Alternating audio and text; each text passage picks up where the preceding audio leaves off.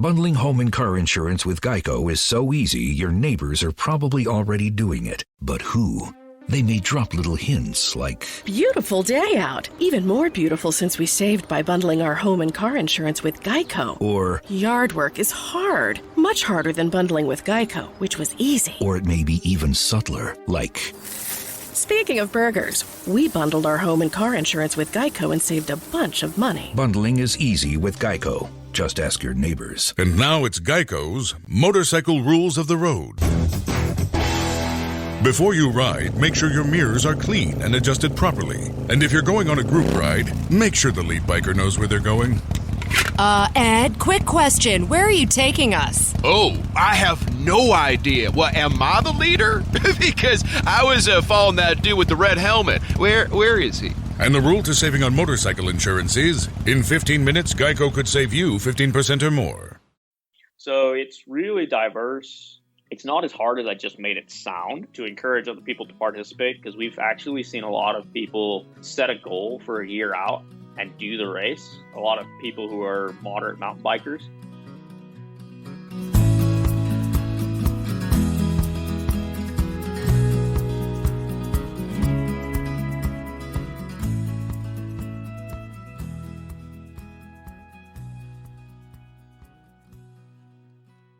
Hey folks, welcome to the Adventure Sports Podcast. I'm your host, Mason Gravely. Gosh, it's my first episode back from being back from the Outdoor Media Summit out in Colorado. It was awesome. It was a big get-together of folks in outdoor media, from podcast hosts to bloggers, journalists, CEOs, all kinds of cool stuff from folks from brands, folks from publications, people from travel bureaus of different towns across America. It was really cool.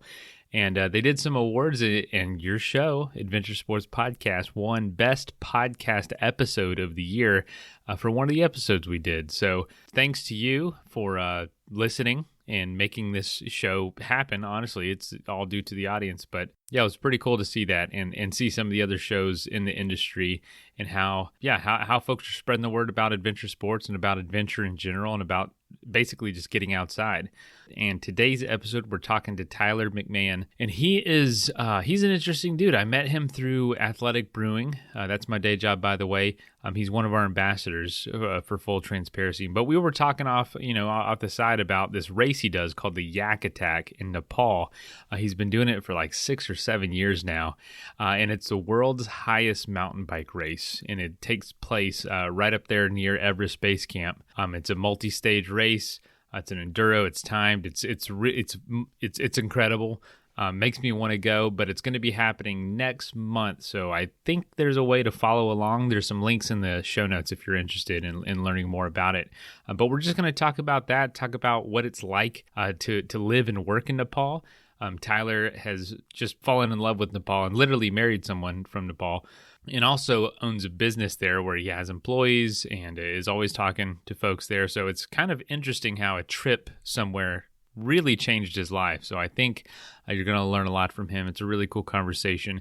It's not the longest episode we've ever had, hence the little bit longer show intro, but it was a really fascinating talk, and I'm sure he wouldn't mind if you reached out to him if you had any questions or was interested in entering the race or had questions about the business he's running that saves rainwater for individual households, which is pretty important work, specifically in Nepal, and kind of how things are structured. But anyway, let's go ahead and jump into today's episode, and thanks again for making the Adventure Sports Podcast one of the best shows in the outdoor industry.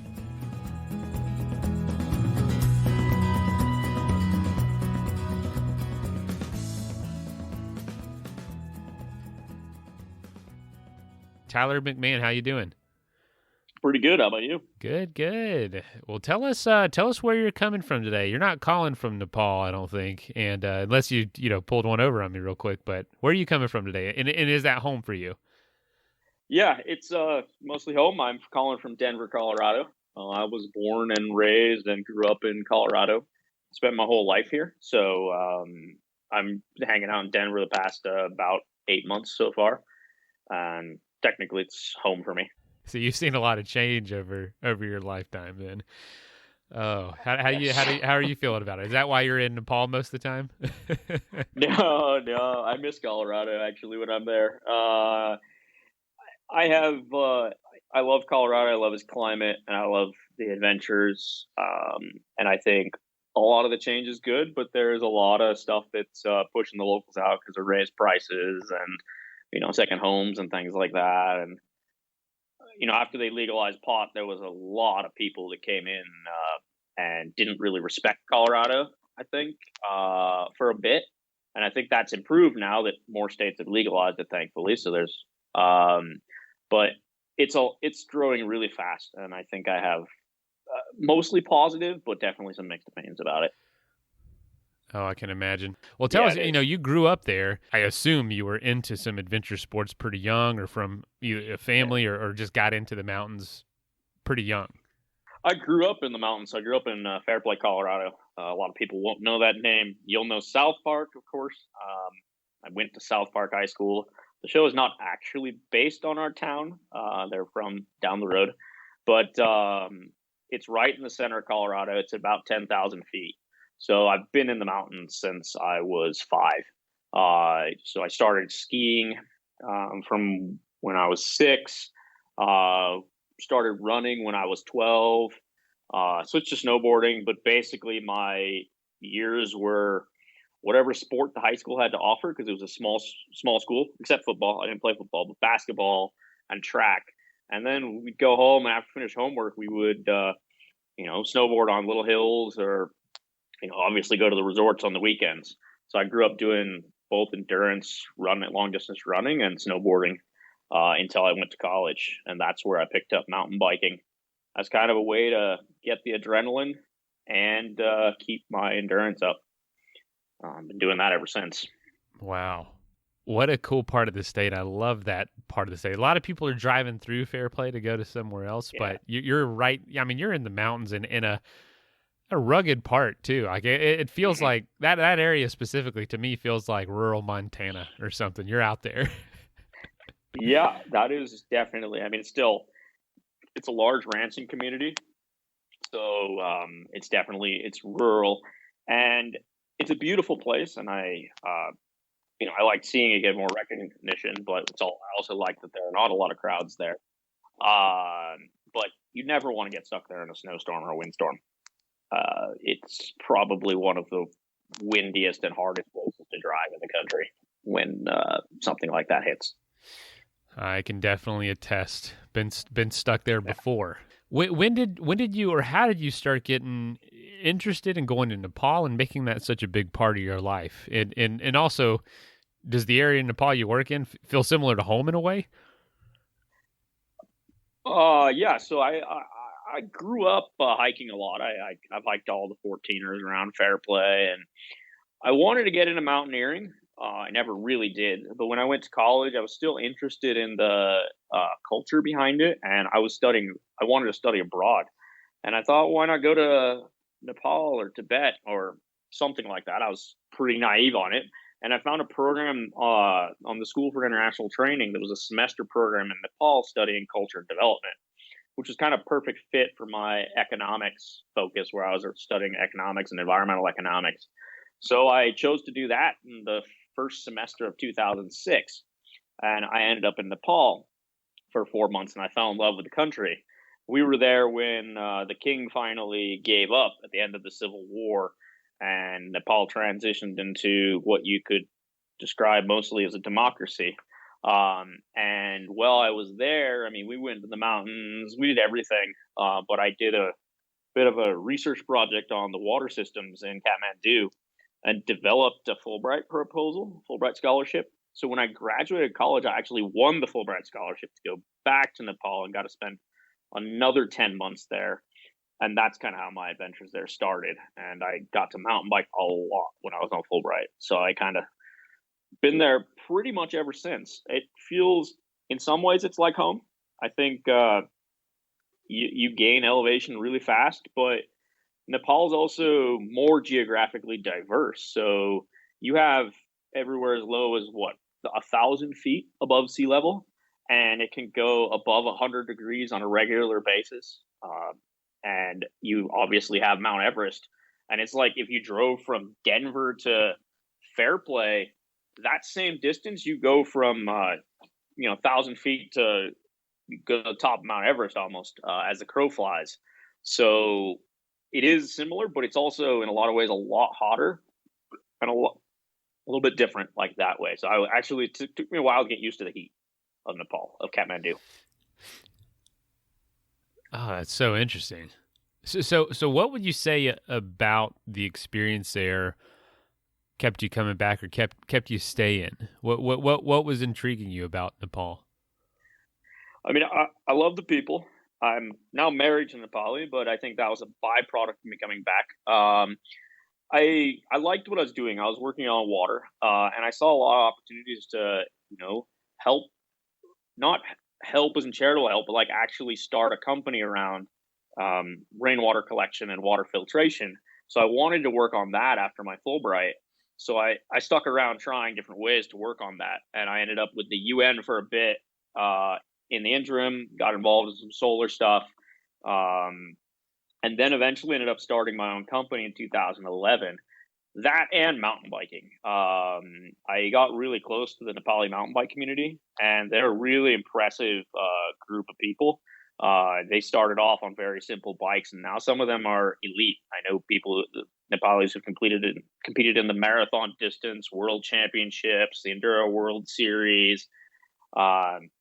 And they can ride like really well, and they train really hard. So I was riding like 2 to 3 hours a day every morning before work. And I think as a combination of both those that kept me there. After I started my business, obviously I'm there. I've been there since. I'm always impressed with folks that start a business in another country that they're not from or not used to. What was that like? I know it's kind of off topic of adventure sports, but I'm just curious. I mean, it's hard to compare to here because I've not started a company here yet. I was entrepreneurial in high school, but I never started a company. But one thing I think that was most important about it was I developed a network. So my business partner I met through Toastmasters, and our other partners who were technician plumbers, I had met them through my research in Fulbright and stayed in touch. So starting a business wasn't that challenging. Now, as a foreigner married to Nepali, there's a bit of gray area around on how to operate the business with foreign investment and everything like that. And that's where it's a bit challenging. And the laws are constantly changing. As I mentioned, in 2006, the king gave up and became a democracy. So every time a new government comes, which the government changes there like almost every year, some new policies introduced and things. So there are some ups and downs. I just think there's a lot of opportunity because of the population is how I really enjoy working with the people of Nepal, and there are a lot of problems to solve. And I think it's not just about charity; it's a lot about creating jobs. We employ 25 people there, so that's been a positive side of it, I think. How did you see the problem that your business is solving? Is it just, like you said, there's just a lot of problems to solve? You chose to focus on one of those problems. Yeah, so my research on my Fulbright was about the economics of urban rainwater collection. So basically, the issue in Kathmandu and a lot of growing cities in Asia is they don't have snowmelt fed water sources, or they're reliant on groundwater. So I'd say about 20% of the population has to buy water in trucks, and another 40 to 50% are reliant on wells and deep bore wells. So the municipal government supply can only meet a certain part of the demand. And as a result, a lot of people have bought a lot of tanks. And also, none of the water that comes out of the tap is drinkable, and almost none of the wastewater is treated. So there's an opportunity to kind of create a set of solutions, a lot of which nonprofits were already kind of working on, but none of them had linked it to business opportunities.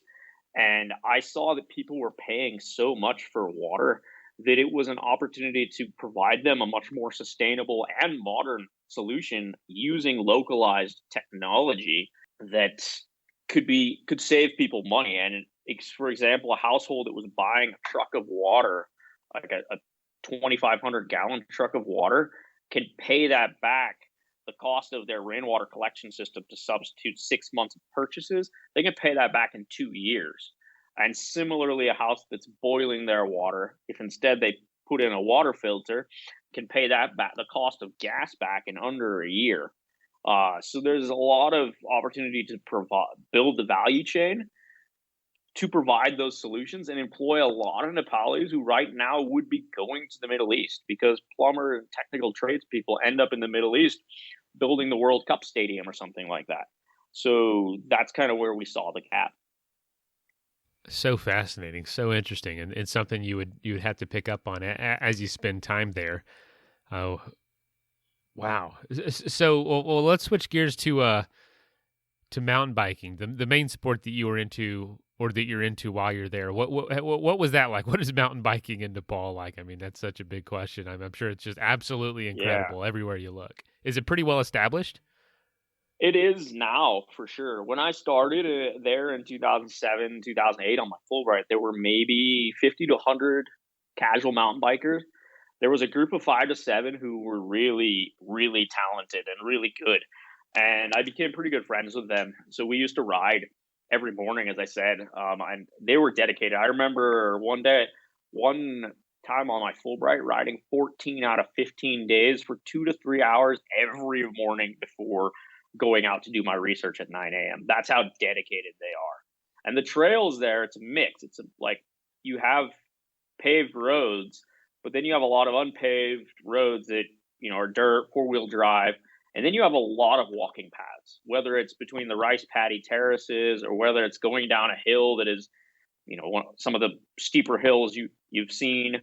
So, and then also it's become popular as a tourism sport. So a lot of bike routes go on the trekking routes, and those trails are a bit more developed, but in some places they're not. So it's diverse, and it's becoming more and more developed. They have an event every year called the Kathmandu Kora, which a Kora means to circle around a Buddhist religious site. So they ride in between 30 to 60 miles, depending on the group.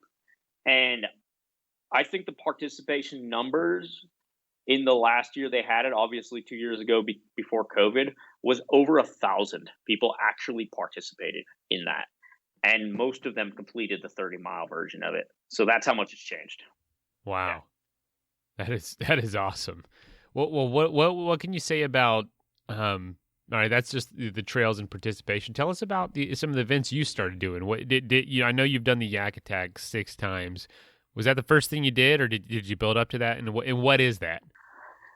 So I didn't do that first. I started just doing the local races, and a local cross-country race was like 20 to 40 miles through like a lot of terrain, 3 to 4 hours, brutal, beat you up stuff. And I got pretty good at those, and I decided that I wanted to take the next step. And there was Yak Attack, which just started.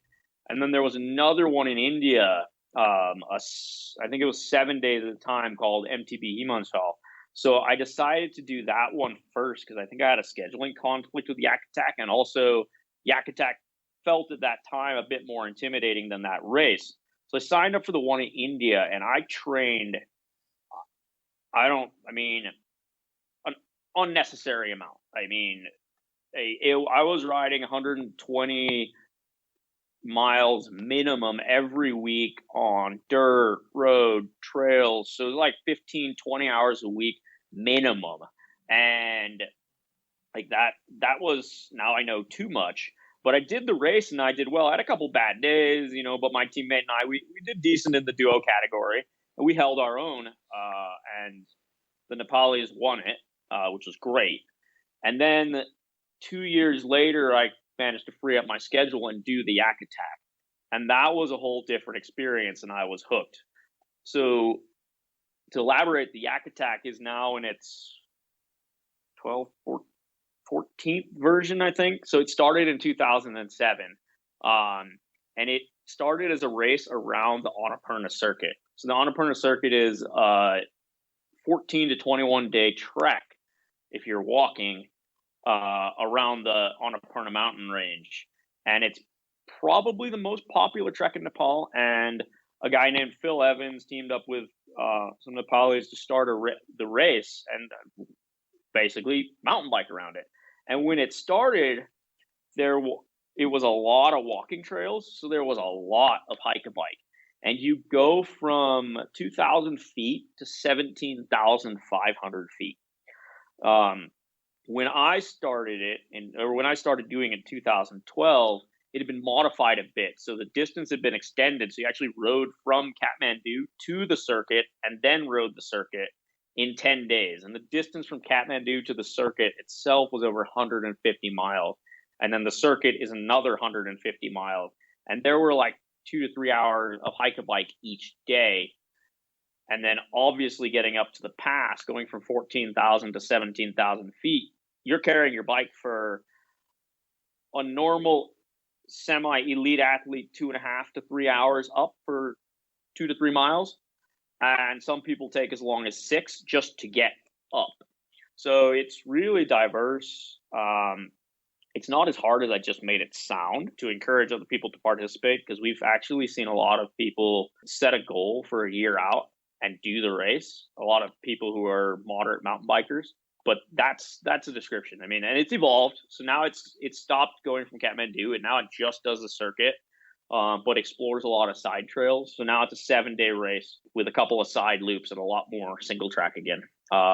Less hike a bike because they built a Jeep road.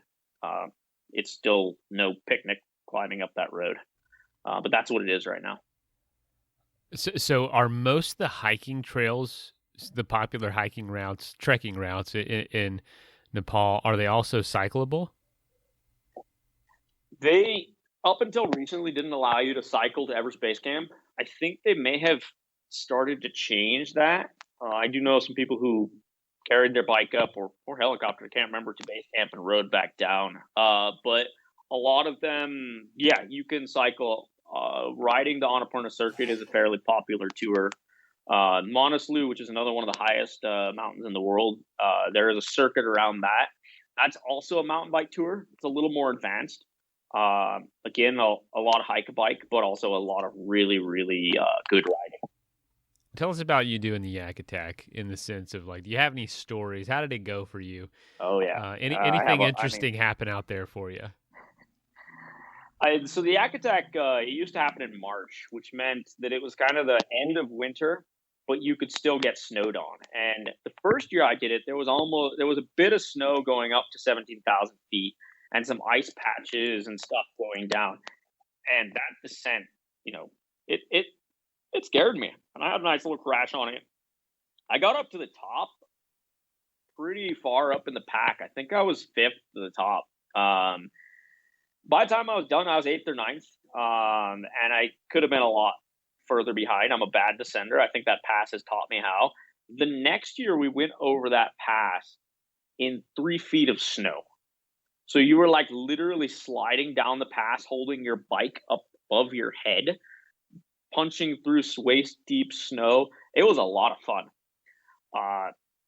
The next year, it was the same thing, except with an ice layer on top of the snow. That was not fun.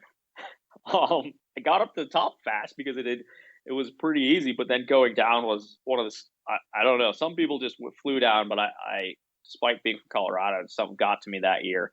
But now we've switched it to November, and it's usually not covered in snow, and it's one of the most epic descents.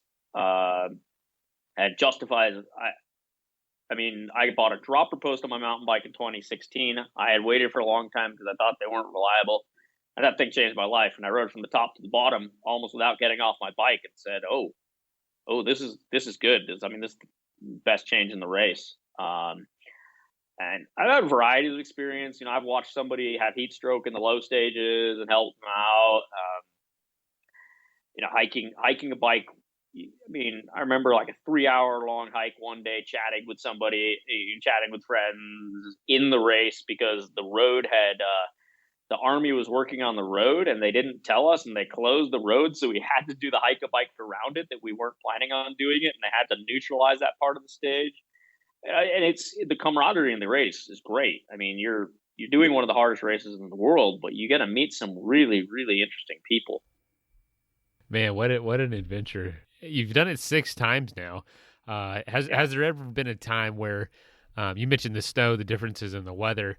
Have you ever come across anything pretty unusual, pretty unique to Nepal, I guess you could say, or anything that's been a major obstacle on any of the yak attacks? At least 2 stages have been closed because of unplanned road construction. They just decided to close the road. That is South Asia, a lot of Nepal thing. I don't know how to describe it, but it's an amazing race that something different probably happens every year. And up until recently, it was never won by a foreigner. Until a guy named Corey Wallace, who's the mountain bike 24-hour world champion.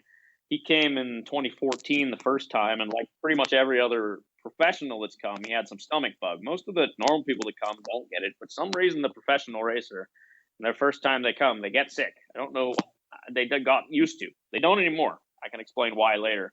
But the 2 years later, he came back, and he came back 2 weeks early and just camped out at high altitude and went and set the course record. And then the top Nepali went from being a racer to decided to actually join the business of the race. So he's actually been helping out. So it's a lot more competitive now, and it's a lot of fun. That's really cool. That's awesome. Are you planning to do it more? Let's take a quick message break and hear from the folks that help make this show possible. Bundling home and car insurance with Geico is so easy, your neighbors are probably already doing it. But who? They may drop little hints like, Beautiful day out. Even more beautiful since we saved by bundling our home and car insurance with Geico. or Yard work is hard. Much harder than bundling with Geico, which was easy. or it may be even subtler, like, Speaking of burgers, we bundled our home and car insurance with Geico and saved a bunch of money. bundling is easy with Geico. Just ask your neighbors. And now it's Geico's Motorcycle Rules of the Road. Before you ride, make sure your mirrors are clean and adjusted properly. And if you're going on a group ride, make sure the lead biker knows where they're going. Ed, quick question. Where are you taking us? Oh, I have no idea. Well, am I the leader? Because I was following that dude with the red helmet. Where is he? And the rule to saving on motorcycle insurance is, in 15 minutes, Geico could save you 15% or more. That is plenty of that for now. Let's get back into the episode. I am. I don't know about this year. We're not making. I say we because I also help out a little bit with partnerships and stuff for the race, both locally and internationally. We're not sure whether it will happen because of COVID. So we'll make a decision about 6 weeks out because 6 weeks will give you enough time to be able to tell whether there's going to be a third wave in the pace of the third wave in the country. But I definitely plan to do it again and probably multiple times. Whether it's this year, personally might be unlikely because I'd probably still be in the U.S. But it's definitely one of my favorite races. So hopefully I'll do it again. Tell us what do you think the scene of mountain biking is doing in Nepal? Is it going to continue to grow? COVID pending, is it going to bounce back and continue to rise, or is it going other places? Based on what you know, what can you tell us?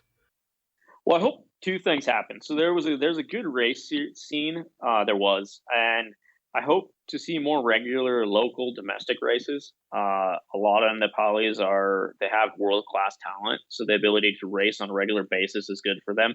And there needs to be a new generation of that. There's a really fast-growing enduro scene. There's a rider who there's been a video made of him called RJ Ripper. He's a world-class downhill rider. I mean, the stuff he can do on that bike, and he's also sponsored by Yeti Cycles. So I hope to see more international brands coming in and sponsoring local riders because they're really talented. I mean, some of these guys are giving names like Corey Wallace a run for their money in long-distance races. I mean, Yak Attack had a sister race in Sri Lanka called Rumble in the Jungle, and Nepali guys always come in on the podium. with professionals from other countries in that race. And they've been to Europe and won races. So I hope to see that happening. And then mountain biking as tourism it's one of the faster growing tourism sectors in Nepal. So I think that will continue. And I hope they expand outside of just a couple core areas where trips are and start doing areas more in the east and western Nepal. That's one thing about Nepal is everybody knows it from the 8,000 meter peaks, especially Mount Everest. But Nepal is, I believe, the second most biodiverse and first most geographically diverse country in the world. And from the far east to the far west, it's beautiful everywhere. So I hope to see mountain biking tours and adventurers go more places. And same with trekkers, everybody. I mean, I've been to the majority of the districts in Nepal personally, and I've never not been knocked off my feet by the beauty. We had a guest recently that, not recently, this was literally like a year or two ago, but he went to do a first descent of a river via paddleboarding in Nepal, and was in like the foothills the whole time. It was like incredible. We absolutely loved it, and it was like, oh yeah, there's other things to do there besides trekking and climbing the world's tallest mountains. There's so much there, and so that's really cool to hear someone else say that as well. I mean, even the Kathmandu Valley, it's one of the fastest growing cities in the world, so the pollution is horrible. But when it's not polluted, like you could put together a stage race just within the Kathmandu Valley and have six different amazing race days every day. There's so many trails. A lot of them are unfortunately being turned into roads unnecessarily, some necessary, but like Kathmandu itself in May, before the monsoon really kicks in, but after the winter, so the pollution's leveled off and the air is much cleaner. It's one of the most beautiful cities in the world. I love it. Like there, I love the hills. How far are the mountains from Kathmandu? Maybe 50 miles north, 40, 50 miles north, and you can get pretty high. I mean, Kathmandu itself is surrounded by hills, 10,000, 12,000 feet, right? 12,000 feet's the highest, about a little less. But then you go over a valley, you drop back down to 1,200 feet, and then you basically just keep going straight up until 21,000 feet. Obviously, you can't get that high as a trekker. You have to be a climber, but it's not that far. Like I could bike to the base camp of some of the treks in 8 hours or something. Wow, similar to Denver a little bit. It's not too far. It's just out there in the distance on the horizon. Yeah, outside of the humidity and the monsoon, it is very similar to Colorado in a lot of ways. Wow, that's interesting. That's awesome. What do you see internationally? Are there a lot of folks more and more? I mean, the word about Nepal has been out for so long, but are you seeing just more and more tourism, more and more folks settling there, almost like splitting time even? Yeah, I mean, I think tourism has been growing. The earthquake slowed it down for a bit, but I believe before COVID, we were crossing 1 million tourists a year, which is not a lot. And but at the same time, if a lot more come, that's why I say I hope they spread out a bit more, because as the guy who did the stand-up paddleboarding and others know, the foothills, like you don't even need to go to the mountains. So I hope to see more. There are a lot of expatriates like me. It's not Nepal's government makes it a little challenging sometimes. I'm married to a Nepali who has her own story. So for me, I'm allowed to live there year round, but I have to go renew my visa every year. So there are obstacles like that do prevent a lot of foreigners from, say, settling there, which is a mixed thing. I mean, I think some foreigners going there and settling just to help or, be missionaries and things like that, maybe those aren't necessary. Like a lot of people go there and think that just because they're from the West that they know everything, want to impose their ideas. And running a business that is mostly Nepal ideas by Nepali staff, I've been on the other end of that, and that's also not very pleasant. So I can see why the government is a little bit protective, although that's not the reason they are, I think. So But I do see a good growth in tourism, and that makes me happy that a lot more tourists are growing.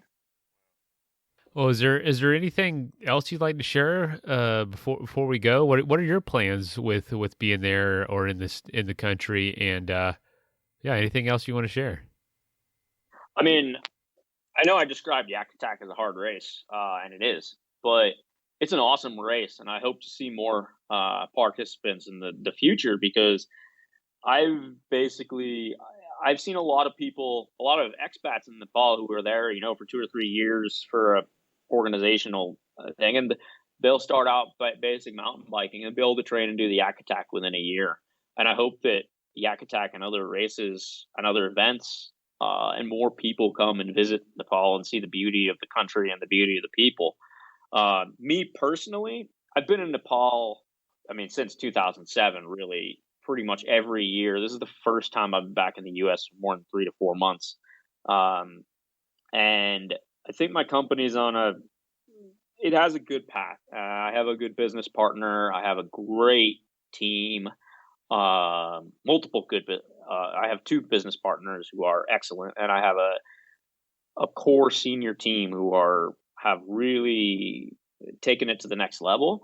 So, and I'm also looking at maybe, I won't say settling back here, but just coming back here and seeing how my skill set around sustainability and business fit into the U.S. and solar and things like that, either part-time as well, while continuing to support the growth of what I do in Nepal.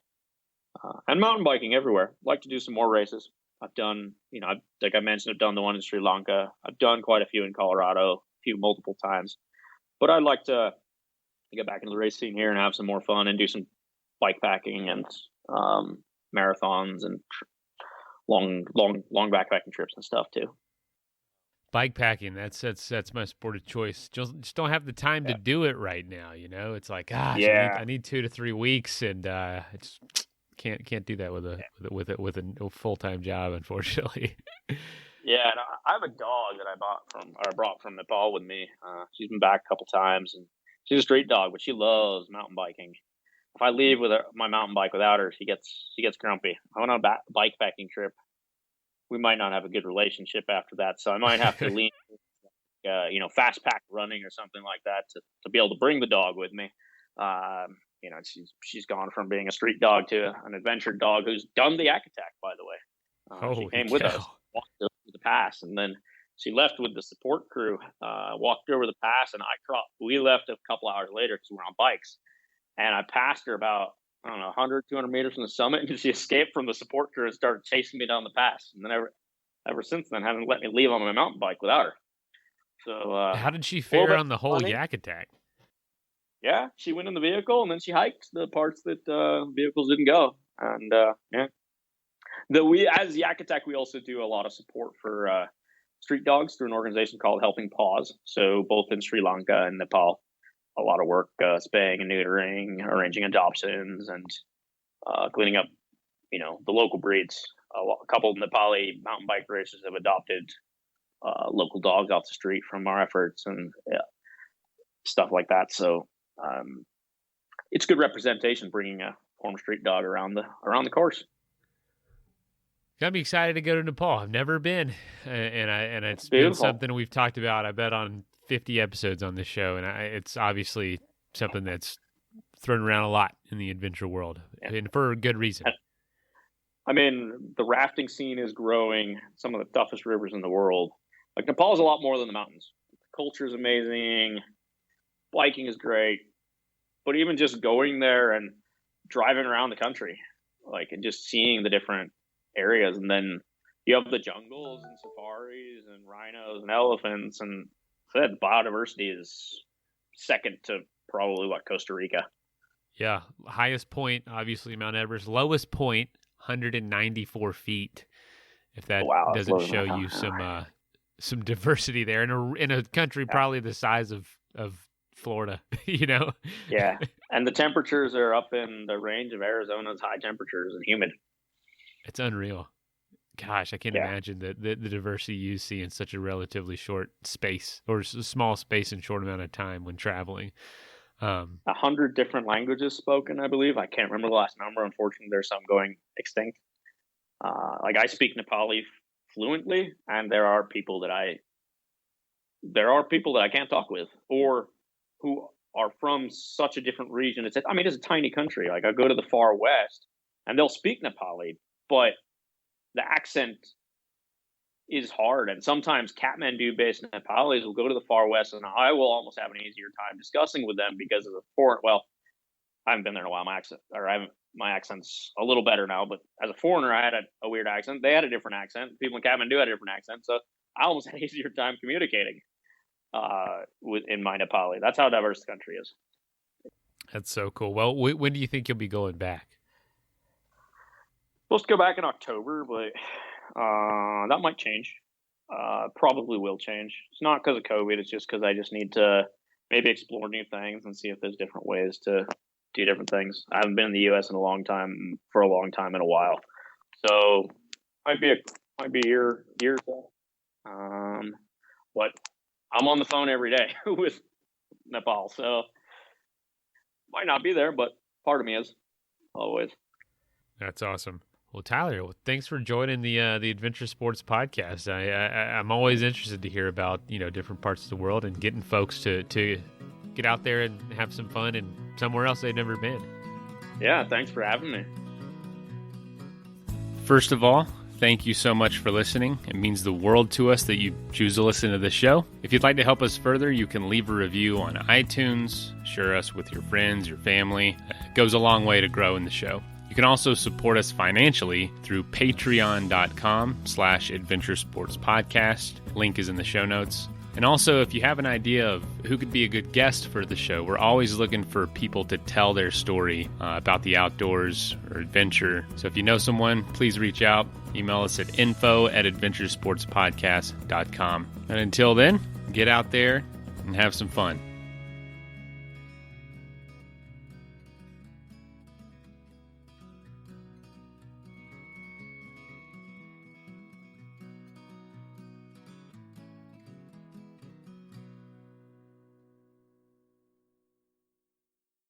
Bundling home and car insurance with Geico is so easy, your neighbors are probably already doing it. But who? They may drop little hints like, Beautiful day out. Even more beautiful since we saved by bundling our home and car insurance with Geico. or Yard work is hard. Much harder than bundling with Geico, which was easy. or it may be even subtler, like, Speaking of burgers, we bundled our home and car insurance with Geico and saved a bunch of money. bundling is easy with Geico. Just ask your neighbors. And now it's Geico's Motorcycle Rules of the Road. Before you ride, make sure your mirrors are clean and adjusted properly. And if you're going on a group ride, make sure the lead biker knows where they're going. Ed, quick question. Where are you taking us? Oh, I have no idea. Well, am I the leader? Because I was following that dude with the red helmet. Where is he? And the rule to saving on motorcycle insurance is, in 15 minutes, Geico could save you 15% or more.